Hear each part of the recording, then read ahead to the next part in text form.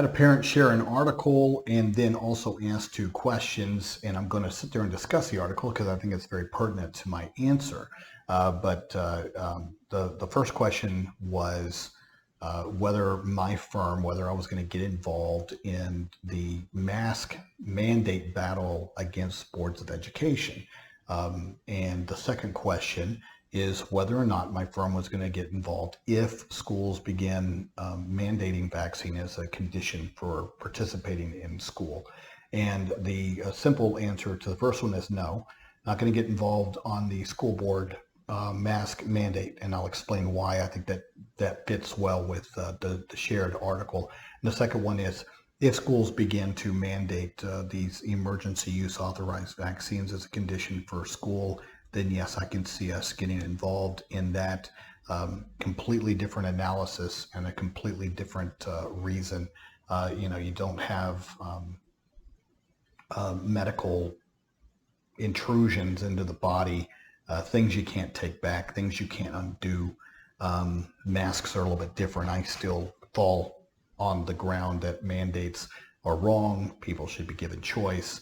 I believe that for some kids they are damaging, and at that point, I'm a sort of a consent and a pro-choice, my body, my choice kind of individual in how I think. So, but let's get down to this article, and then I'll explain to you. Well, let me say this first because I think it's important. My father was an attorney. He was also a judge. But one of the things that he always taught us growing up, as far as my siblings, is that you don't want to misuse the entrusted power that you have as a professional. It doesn't matter what field you're in. That you're entrusted as part of this civilization, as part of our society, to balance what you're doing to where anything that you do. No matter what work you do, you can do a lot of good by choice. And I think the majority of people, that's how they practice and that's how they do their jobs. And then you have there are people that don't do that way, either out of ignorance or out of just sheer evil, or being an a-hole, or not understanding the natural limitations. And so with regards to the law, just because I have a license, I do have a lot of power to destroy lives or make lives better. And so as an attorney, it's always been something that stuck with me as far as a lesson that my father provided, that, in anything that I undertake, that I would hope that the decisions being made are made with that taken into consideration. So that, and that's why I'm proud of the field that I work in, because I feel like we're doing good, and that I'm not adding to any of the difficulties and problems and issues that exist in our world. Lawyers can file legal complaints on anything, guys. It doesn't mean that they're right, doesn't mean that they would win their case, it doesn't mean that they're justified, but you can sit there and file on anything. Okay, so in this particular situation of mask mandates, I don't see it going anywhere. I even see, if you were to sit there and file in court, I see a lot of judges that would sit there and err on the side of, well, these are board policies, and there's no real legal footing, and there's no real judges are human too. And I just think that during this particular period in time, school boards are not receptive to listening to parents. They're not receptive to looking at facts. They're not receptive to looking at the science. And there's a lot of things that Board of Educations do that are destructive to children. Look at half their policies. Most school systems, the overwhelming majority of school systems, have zero tolerance discipline policies, which are, science is extremely damaging to children. Refusing to look at the science. There's a reason that we have something called a school to prison pipeline. So where have school boards, come down on that kind of stuff?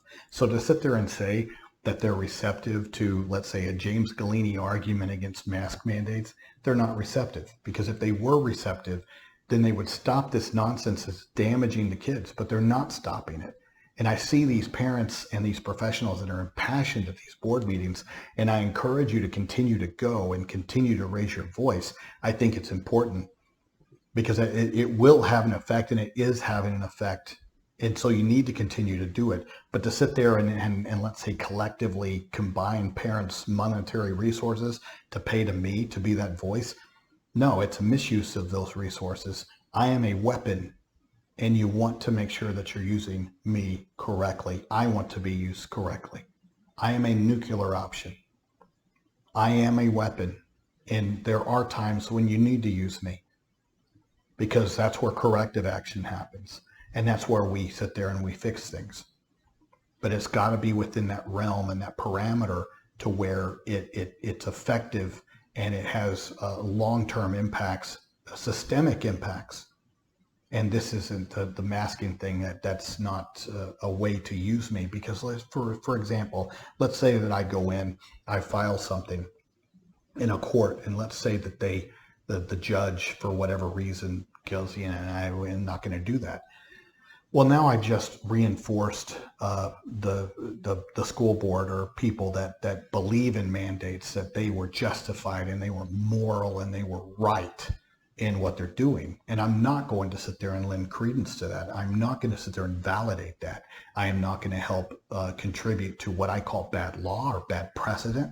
And that there's a high likelihood there. Why? Because it's a lazy thing to do. Doesn't mean that the judge is right.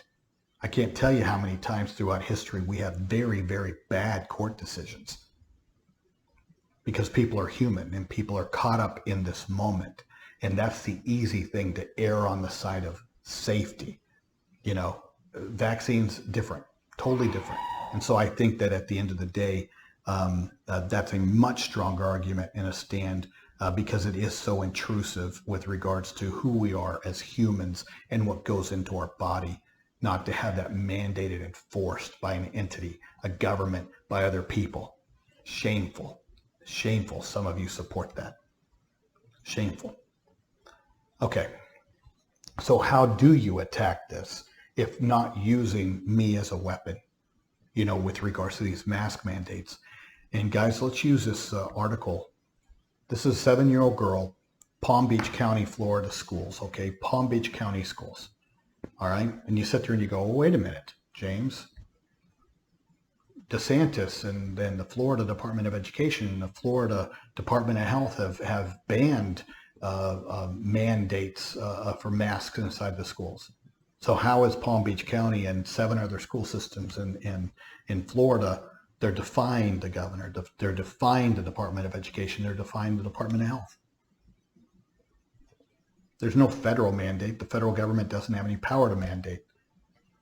A pandemic response is a state response. Why is that? Because the state has police powers. It's not the federal government.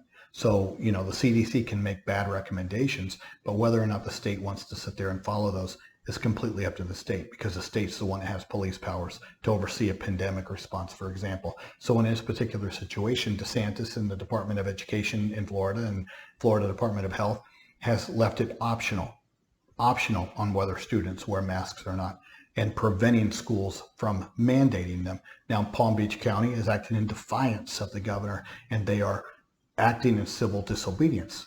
So they suspended this little girl 38 times.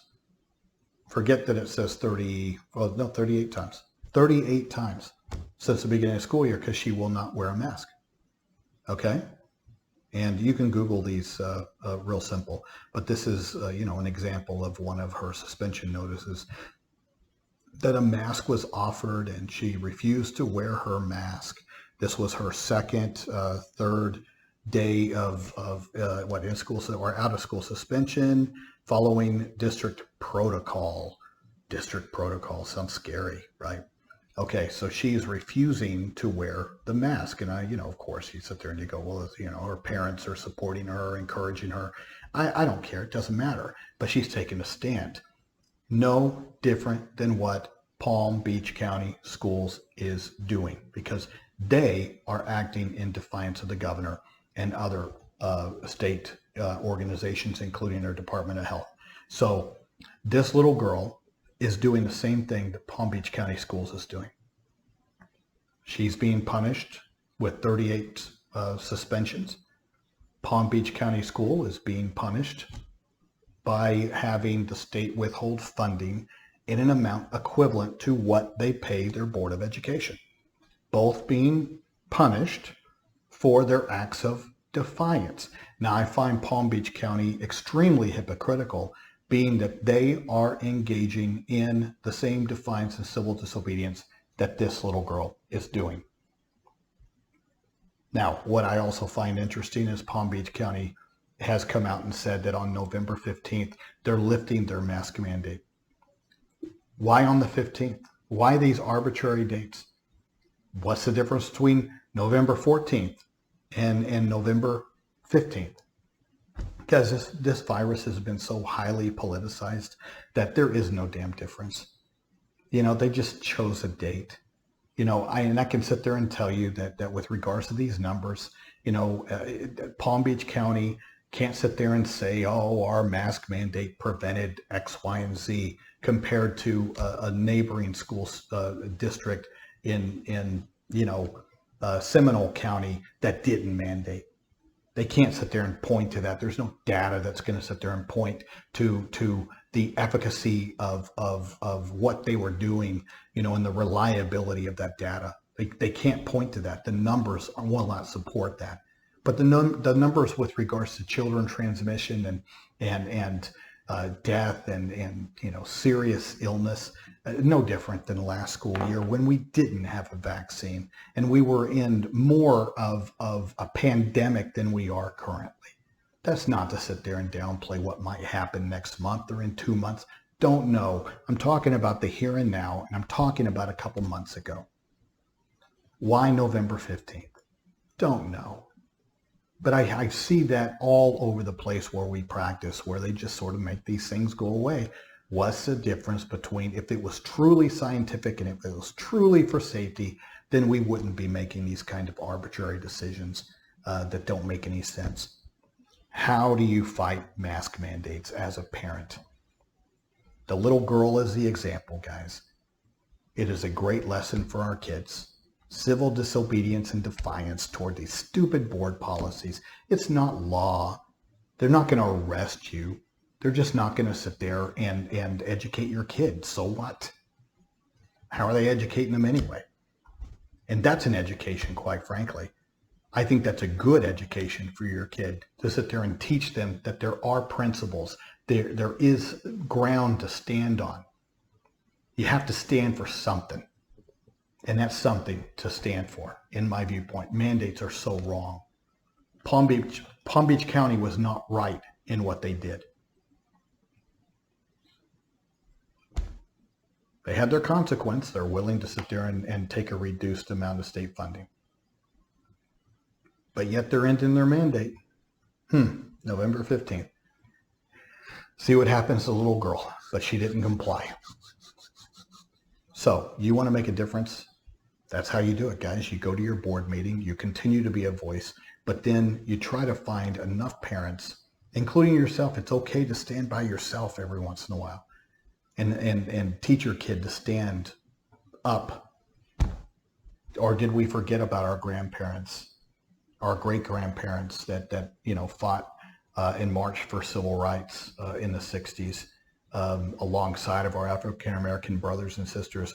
If you're African-American, what your grandparents did, what your great-grandparents did in fighting for those things.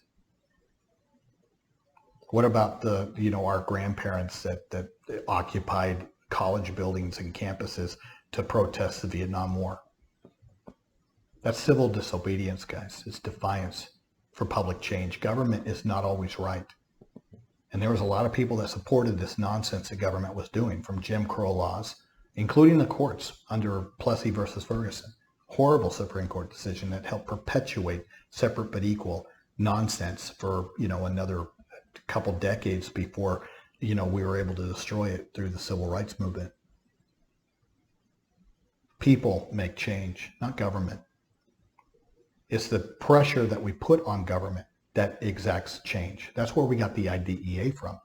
That's where we got the Americans with Disabilities Act from. That's where we got the Civil Rights Act. It was people movements that then created the catalyst that scared the government to draft rules against itself, instead of the normal government fashion where they craft laws against us. And that's what we're living under now, is an oppressive, tyrannical government that's making laws against us, the people, we, the people. It is through people movements that we scare the government into creating laws against it. That's why I'm a civil rights attorney, guys. Most of the laws are nonsense. The laws that I love and I appreciate are those that protect our individual liberties and our individual rights, protect us as humans, protect our kids and our vulnerable populations. If you somehow think that this pandemic, oh, I'm overstating, I'm exaggerating, what about people's lives? Guys, you know, that you're not paying attention and you're not understanding what a slippery slope this is. And I'm not going to sit there and tolerate it on my end. But like I said, for the mask mandates, there's a different strategy and there's a different way to be effective. Take the example of this little girl. I'm not the weapon you use for that. I'm a weapon you use for the vaccine mandates.